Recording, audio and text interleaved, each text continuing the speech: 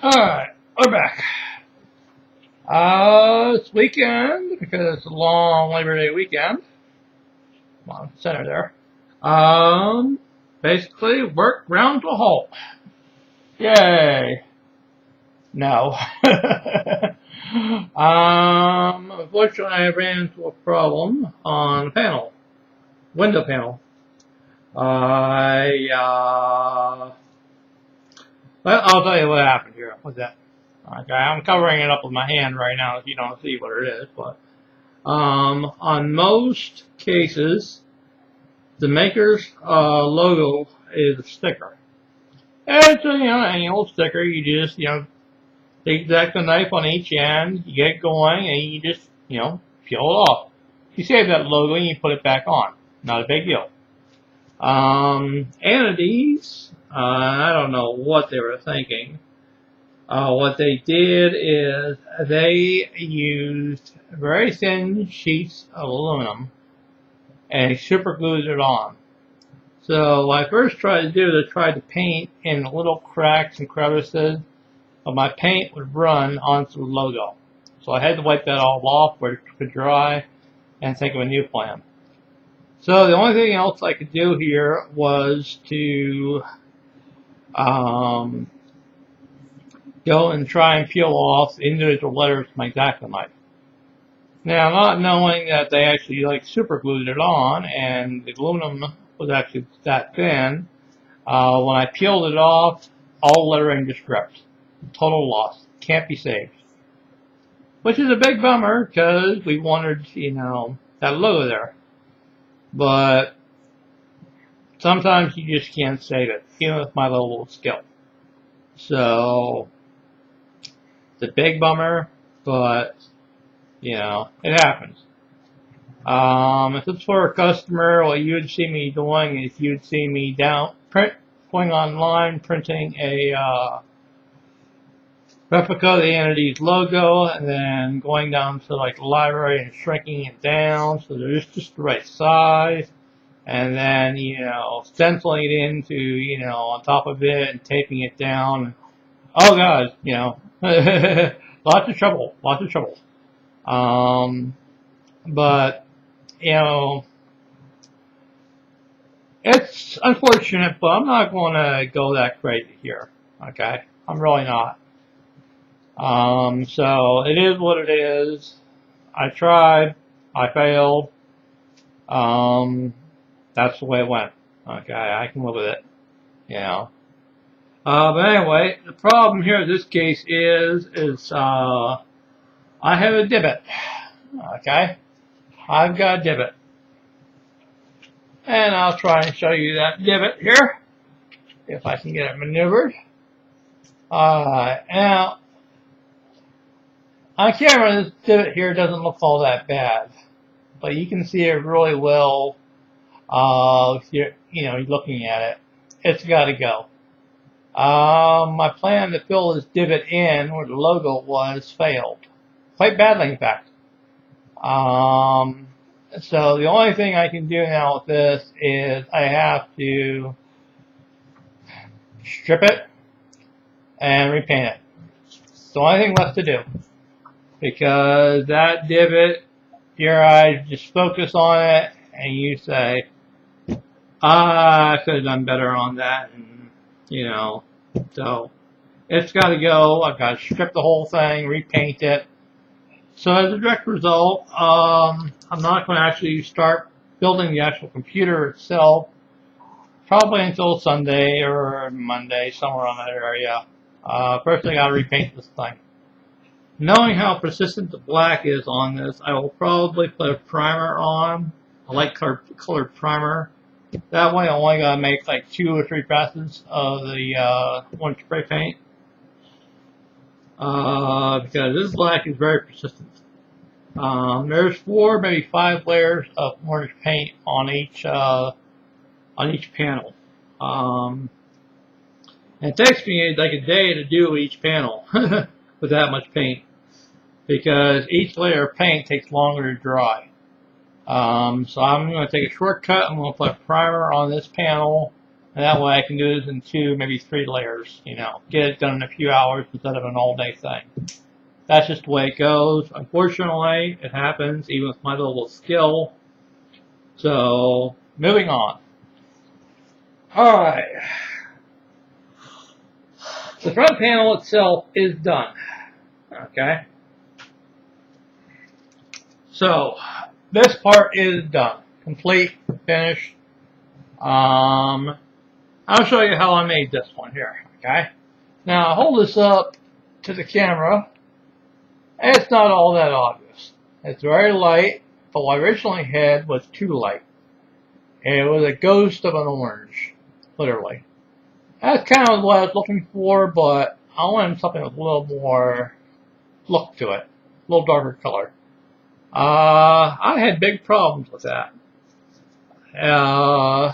The orange color on the rest of the case was too light, and no matter how many layers I put on there, it just wasn't taking. So what I did is, I went looking around the house here, and I discovered how to fix the problem.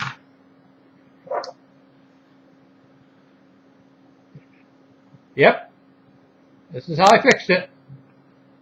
Good old-fashioned sparkly orange nail polish. Yep. They don't tell you these things, you know, how they build things, you know, because, you know, sometimes you gotta get a little unconventional here, okay? And that's what I did. A little bit of orange nail polish, you know, did the trick. And it is a metallic orange, which is a little different than what I wanted, but it was the right color in the end. But it is a very pretty orange, though. A little darker shade than the other orange, but that's okay. It will give it more visual effects, but it is orange, okay? And that's what this is. This is a nail polish here. Yep, I actually used nail polish. But it worked. As you can see, I put it up against the panel here.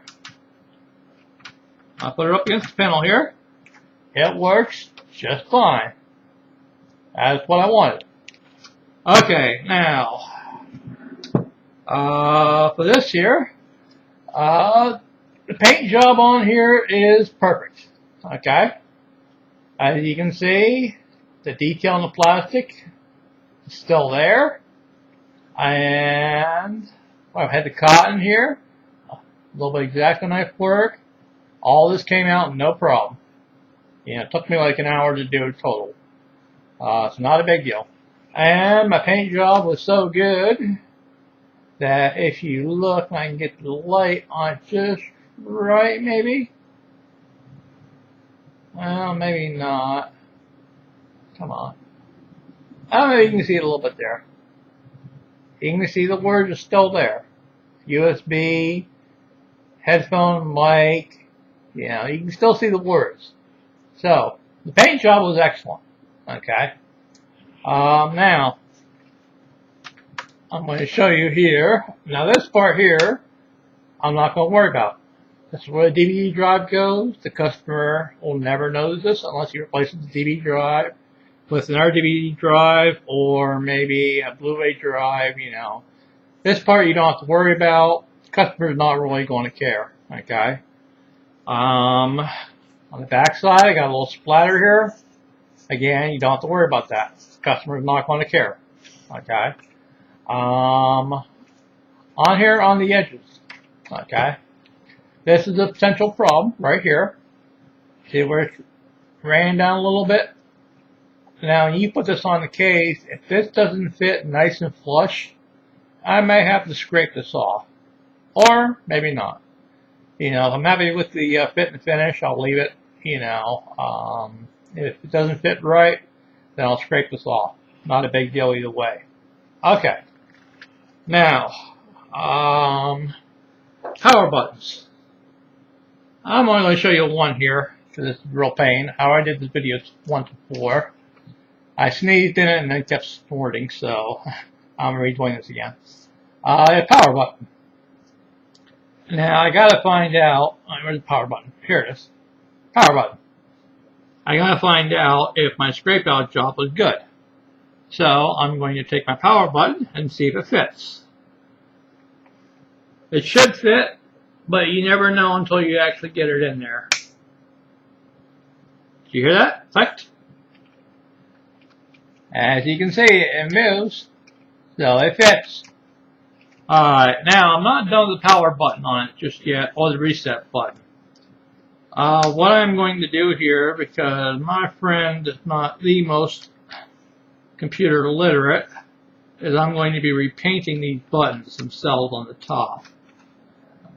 If I want her to hit reset, I just gotta tell her hit the blue button or hit the red button or whatever color I decide to make these buttons, you know. That way, you know, she knows exactly what button to hit, you know. Like I said, I haven't decided what color I'm going to make them. It's going to be something that's going to complement the case color here.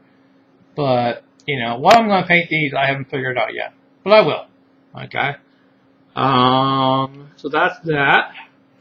The back side here, nice and perfect. Flawless. Flawless. Looks good.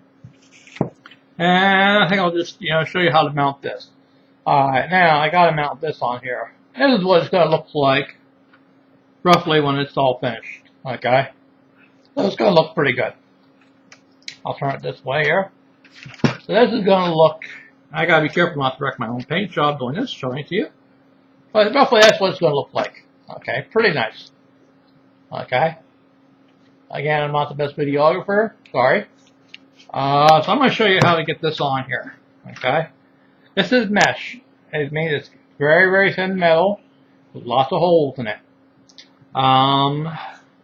So you got to be careful you don't bend it when you're working on it, because otherwise you may never get the mesh on there. But on here, I'll see if I can't show this to you. Oh, maybe you can see it.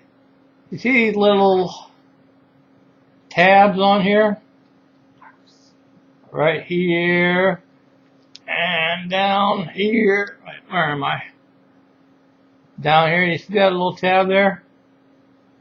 Alright, that's got to go into the slots onto this thing here. I'll show you how to do that. Okay?